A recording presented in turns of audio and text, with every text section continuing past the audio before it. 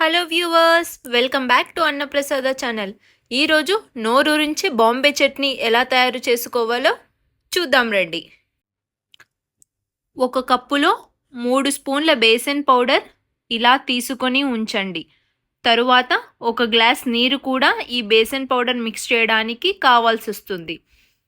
ఈ బేసన్ పౌడర్ని ఒక పెద్ద బౌల్లో వేసి గ్లాస్ వాటర్ని బేసన్ పౌడర్ పూర్తిగా డిప్ అయ్యేలా ఇలా వేసుకున్నాక ఒక స్మాషర్ తీసుకొని బేసన్లో ఎటువంటి లంప్స్ కూడా లేకుండా పూర్తిగా ఇలా బీట్ చేసుకోండి.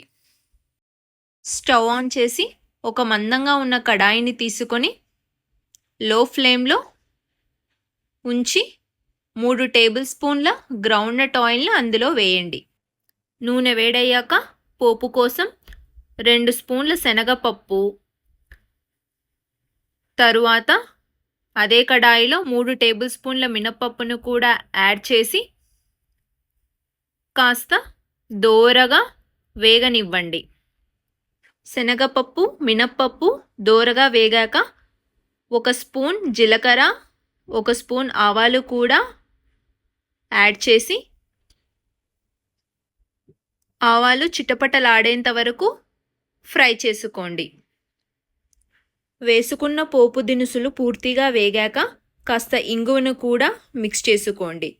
అదే కడాయిలో 1 కప్పు తరిగిన ఉల్లిపాయలను వీడియోలో చూపిస్తున్నట్టుగా ఇలా పొడుగ్గా కట్ చేసుకుంటే మనం చేస్తున్న చట్నీకి ఇంకాస్త రుచి పెంచినట్టేనండి. తరువాత 1/2 టేబుల్ స్పూన్ పసుపును కూడా యాడ్ చేసి పసుపు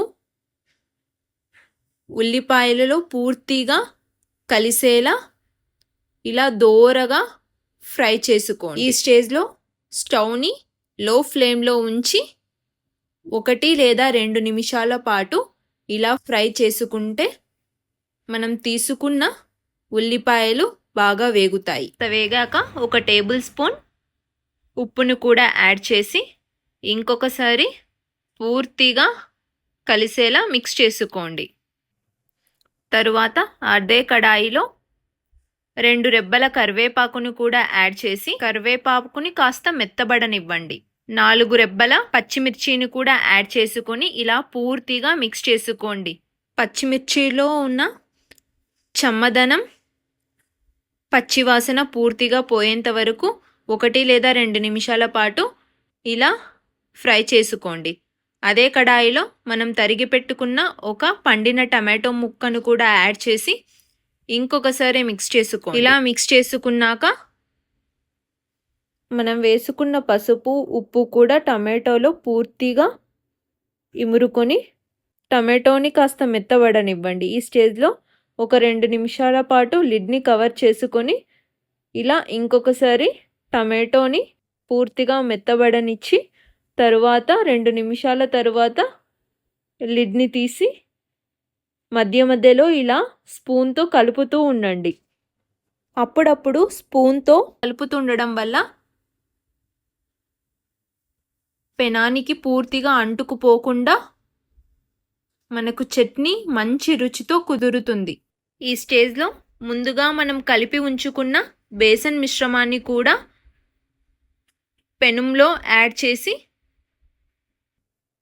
ఉల్లిపాయలు, టమాటో, మసాలా పూర్తిగా కలిసేలా ఇలా ఒకసారి గెరటతో కలిపి తగినన్ని వాటర్ తీసుకొని చట్నీ కన్సిస్టెన్సీని పూర్తిగా అడ్జస్ట్ చేసుకోండి. చూసారా, నేను వీడియో క్లిప్లో చూపిస్తున్నట్టుగా మీరు తగినన్ని వాటర్ యాడ్ చేస్తే మీకు కూడా ఇలాంటి కన్సిస్టెన్సీనే వస్తుంది. ఇప్పుడు లిడ్ని క్లోజ్ చేసి ఒక 5 నుంచి 10 నిమిషాల పాటు తీసుకున్న శనగపిండిని బాగా ఉడకనివ్వండి. మధ్య మధ్యలో ఇలా లిడ్ని తీస్తూ గెరటతో ఇలా కలుపుకుంటూ అటు థిక్ కన్సిస్టెన్సీ కాకుండా మరీ థిన్గా కాకుండా మీడియంగా ఉండేటట్టుగా చూసుకోండి. కావాలంటే ఈ స్టేజ్లో మీరు రుచి సరిపడిందా లేదా అని కూడా చెక్ చేసుకోవచ్చు.